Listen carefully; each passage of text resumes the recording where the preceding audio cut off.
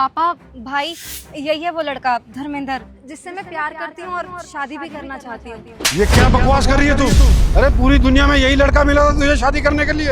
एक सफाई कर्मचारी है, देख नहीं रही इसके हाथ में झाड़ू है? और तुझे बिल्कुल शर्म नहीं आ रही? अपने बाप को ऐसे लड़के से शादी करने के लिए बोल रही है जो झाड़ू लगा रहा है। पापा, आपने दिया को थप्पड़ क्यों मारा? अबे थप्पड़ नहीं मारूं तो क्या करूं? देख नहीं रहा एक सफाई कर्मचारी से कह रही शादी करने के लिए? अब मैं तुझे इतना पागल लगता हूँ जो इस झाड़ू वाले के साथ अपनी बेटी की शादी करवा दूंगा? पापा, इसमें दिया की कोई गलती नहीं है, गलती इसकी होगी। इसी ने इसे बहकाया होगा। इसे तो मैं बताता हूँ अभी। सुशाल, क्या कर रहा है ये? और पापा, वैसे भी मैं आपको यहाँ धर्मेंद्र से मिलवाने लाई हूँ, कोई लड़ाई झगड़ा करने के लिए नहीं। तू क्या सोचती है कि तू किसी भी राह चलते फकीर चंद से शादी करने के लिए बोलेगी और तेरी पापा शादी करवा देंगे? हैं? ऐसे फटीचर से शादी करनी है तेरे को?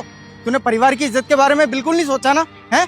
शादी वहीं होगी तेरी जहाँ पापा चाहेंगे, और कहीं शादी नहीं होगी। और ज्यादा बोलेगी ना तो इसके हाथ पैर तोड़ दूंगा। अभी तो यहाँ पे झाड़ू लगा रहा, बाद में भीख मांगेगा बैठ के कहीं। देख सुशाल, तू गलत समझ रहा है। पापा भाई, आप एक बार उससे मिलो तो सही, बात करके तो देखो, वो सच में बहुत अच्छा लड़का है। अरे मुझे तो समझ नहीं आ रहा तू उससे शादी क्यों करना चाहती है। और मुझे तो बिल्कुल नहीं लग रहा ये किसी भी एंगल से हमारे घर का दामाद बन सकता है। और ये लड़का तेरे शौक पूरे कर पाएगा? अरे लानत है तेरी पसंद पर जो तू उससे शादी करना चाहती है। अरे तू एक अमीर बाप की औलाद है, ये लड़का तेरे शौक नहीं पूरे कर पाएगा। और तू जानती थी ये गरीब है? नहीं पापा, मैंने कभी धर्मेंद्र से कुछ नहीं पूछा कि उसका बैकग्राउंड कैसा है कैसा नहीं। और वैसे भी मैं धर्मेंद्र से प्यार करती हूँ, उसके पैसों से थोड़ी, जो मैं उससे पूछूं कि उसके पास क्या है क्या नहीं। यही तो दिक्कत है ना, तूने इसके बारे में कभी जानने की कोशिश ही नहीं की। अरे तू जानती नहीं है, ऐसे लड़के ना अमीर लड़कियों को जानबूझ के फंसाते हैं ताकि ना उस अमीर लड़की को फंसा के खुद भी अमीर बन जाए। इसने भी जानबूझ के फंसाया तेरे को। ओए एक बात बता, तूने मेरी बेटी पे क्या जादू किया है? और तू मेरे घर का दामाद बनेगा? इस लायक नहीं है तू। अंकल जी, मैंने आपकी बेटी को कोई फंसाया नहीं है, बल्कि आपकी बेटी और मैं एक दूसरे से प्यार करते हैं। और मुझे बताया था दिया ने कि आज ये अपनी फैमिली वालों के साथ मुझसे मिलने आने वाली है। लेकिन मुझे ये सब नहीं पता था कि क्या ये सब हो जाएगा। अगर मुझे पता होता ना कि हमारी मुलाकात का इतना बड़ा तमाशा बन जाएगा तो कभी मैं आपसे मिलता ही नहीं। अबे ओ, प्यार से घर नहीं चलता।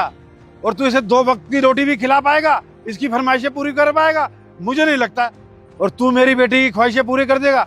मेरी बेटी एक दिन में जितना खर्चा करती है ना, इतना तू एक महीने में कमाता होगा। तू इसके खर्चे सुनेगा ना, तेरी हालत खराब हो जाएगी। शौक नहीं पूरे कर पाएगा तू इसके। अंकल जी, आप मेरी बात को गलत लेके जा रहे हैं। आप मेरी बात तो सुनिए। अबे ओ, तेरी भलाई इसी में तू मेरी बहन से दूर रहे, समझ में आ गया ना? और आज के बाद अगर तू मेरी बहन के पास दिख भी गया ना, तेरे हाथ पैर तोड़ दूंगा मैं। अगर तू अपनी सलामती चाहता ना, मेरी बेटी से दूर रहियो। ठीक है, मानता हूँ आपके पास बहुत पैसा है, आप बहुत अमीर है, लेकिन कम से कम आपको मेरी एक बात तो सुननी चाहिए ना। आप तो बात सुन ही नहीं रहे, मैं तो सुन रहा हूँ ना आपकी। मुझे ऐसा लगता है कि कम से कम मुझे मेरी बात रखने का मौका तो मिलना चाहिए। अगर मेरी बात सुनने के बाद भी आपको ऐसा लगे कि आपकी बेटी को मुझसे शादी नहीं करनी चाहिए तो मैं आपको रोकूंगा नहीं फिर बाद में। लेकिन फिर भी एटलीस्ट मुझे बोलने का तो मौका दीजिए आप। अबे अब तू बोलेगा हमारे बीच में? हैं?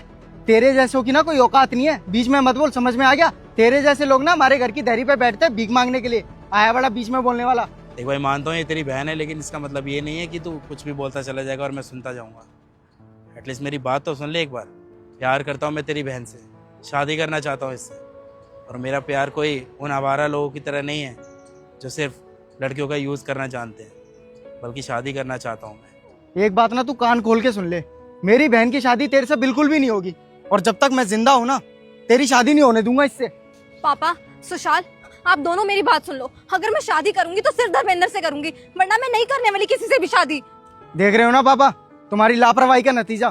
कितनी बहस कर रही है तुमसे। ले चलो इसे। अरे बस बहुत हो गया, मैंने तेरी बहुत सुन ली, अब मैं एक नहीं सुनूंगा। चल मेरे साथ, यहाँ रहने लायक नहीं है तू। धर्मेंद्र, चल। पापा मेरी दिया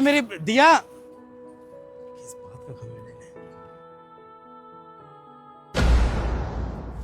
नमस्ते शर्मा जी। अरे आइए आइए। अबे तू झाड़ू वाले यहाँ पे क्या कर रहा है? हैं? तू तो वही है ना जो मेरी बहन को डेट कर रहा था। अबे तू यहाँ क्या कर रहा है? ये सब छोड़िए आप मुझे ये बताइए कि आप दोनों यहाँ पे क्या कर रहे हैं? हम तो यहाँ पे शर्मा स्टेट के मालिक से मिलने आए, हमने प्रॉपर्टी खरीदनी है। पर तू यहाँ क्या कर रहा है? जी मैं ही हूँ यहाँ का धर्मेंद्र श्रेष्ठ। ये कैसे पॉसिबल है? तू एक झाड़ू लगाने वाला इतनी बड़ी कंपनी का मालिक कैसे हो सकता है? अरे बिल्कुल सही कह रहा है मेरा बेटा, तू तो एक मामूली झाड़ू वाला, तू इतनी बड़ी कंपनी का मालिक कैसे हो सकता है? एक्चुअली मुझे साफ सफाई का बहुत शौक है। और उस वक्त भी मैं अपने एम्प्लॉयज़ के साथ उस रोड पे साफ़ सफाई कर रहा था जब आप लोग दिया के साथ आए थे। मैं उनको इस चीज़ का एहसास दिलाना चाहता था सफाई करके कि उनमें और मुझ में कोई फ़र्क नहीं है, बस हमें अपने आसपास के एरिया को और अपने देश को साफ़ रखना चाहिए। और उस वक्त भी मैं आपको यही बात बताना चाहता था, लेकिन आप दोनों तो इतना गुस्सा थे, मेरी बात सुनने को राज़ी नहीं थे। अंकल जी, आपकी बेटी ने उस वक्त आपको कितना बोलने की कोशिश की, बताने की कोशिश की, लेकिन आपके सर पे तो गुस्सा सवार था। आपने उस पर वहीं पे हाथ उठा दिया। वो कहते हैं ना कि जब इंसान के सर पे गुस्सा सवार हो तो उसे हर एक चीज़ बुरी लगने लगती है, सामने वाला उन्हें गलत ही लगता है। तो सर आपको बता देना चाहिए था ना, आप इतनी बड़ी कंपनी के मालिक हैं और मैंने भी आपको उल्टा सीधा बोल दिया। अंकल जी, आप उस वक्त गुस्से में इतना थे कि मैंने चुप रहना ही सही समझा। वैसे एक बात बताऊँ मैं आपको, मैं मानता हूँ उस वक्त मैं जिस अवस्था में था आपको ऐसा लग रहा था कि मैं गरीब हूँ, लेकिन फिर भी अगर आपको सामने वाले को किसी चीज़ के लिए मना करना है तो एक तरीका होता है, एक सलीका होता है। लेकिन आपने मेरी एक बात नहीं मानी और मुझे उल्टा सीधा सुना दिया। बस मैं इतना ही कहना चाहता हूँ कि कम से कम आपको ना सामने वाले की बात समझनी चाहिए, उसके बाद ही किसी फैसले पे आना चाहिए। आप तो मेरी बेइज्जती ही कर रहे थे। और चलिए कोई बात नहीं, एक बार को हम मान भी लेते हैं कि आपकी बेटी जिस लड़के से प्यार करती है उस पर पैसा नहीं है, वो एक मामूली सा झाड़ू लगाने वाला है, गरीब इंसान है। लेकिन फिर भी एक बात बोलूँ आपसे, आपको ना उसकी बेइज्जती करने का कोई हक नहीं है। प्यार से भी समझाया जाता है, प्यार से भी मना करा जाता है, लेकिन जो आप दोनों ने रूप उस टाइम अपनाया ना, वो सही नहीं था बिल्कुल भी। और वैसे भी मेरे माँ बाप ने मुझे यही सिखाया है कि जब चीज़ें बिगड़ जाए ना तो शांत रहना ही ठीक रहता है। बस इसलिए मैंने उस वक्त कुछ बोला नहीं। देख भाई, मतलब देखिए सर, अब आप ही बताइए ना, मैं अपनी बहन की शादी ऐसे किसी से भी कैसे करवा सकता हूँ? उसके फ्यूचर का सवाल है, सोचना समझना तो पड़ेगा ना। और सिंपल सी बात है, पापा भी ऐसे ही किसी अरे गहरे लड़के के साथ शादी थोड़ी करवा सकते बहन की। मैं मानता हूँ मेरे भाई, हर भाई यही चाहता है कि अगर उसकी बहन की शादी कहीं भी हो रही है ना तो एक अच्छे घर में हो, एक अच्छे इंसान के साथ हो, और उस इंसान पे इतना पैसा हो कि वो तुम्हारी बहन को खुश रख सके। और मैं इसमें तुम्हें गलत नहीं कह रहा, अगर तुम्हारी जगह मैं होता तो मैं भी यही सोचता अपनी बहन के बारे में, अच्छे से अच्छा सोचने की कोशिश करता। बाकी तुमने जिस तरीके से बात करी ना उस वक्त मेरे से, वो तरीका बहुत गलत था। आप लोगों को किसी का भी इस तरीके से अपमान करने का ना कोई राइट्स नहीं है। चीज़ें और बातें आराम से भी समझाई जाती है। और खैर, आज तो आपने अपनी आंखों से देख लिया है कि मैं इतनी बड़ी कंपनी का ओनर हूँ। और साथ ही साथ मैं एक बात और कहना चाहूँगा कि अंकल जी, मैं आपकी बेटी से आज भी बहुत प्यार करता हूँ और उससे शादी करना चाहता हूँ। और मैं आपसे वादा करता हूँ कि अगर मेरी उससे शादी होगी ना तो मैं कभी भी किसी भी चीज़ की कमी नहीं होने दूंगा उससे। मेरी उससे शादी करवा दीजिए।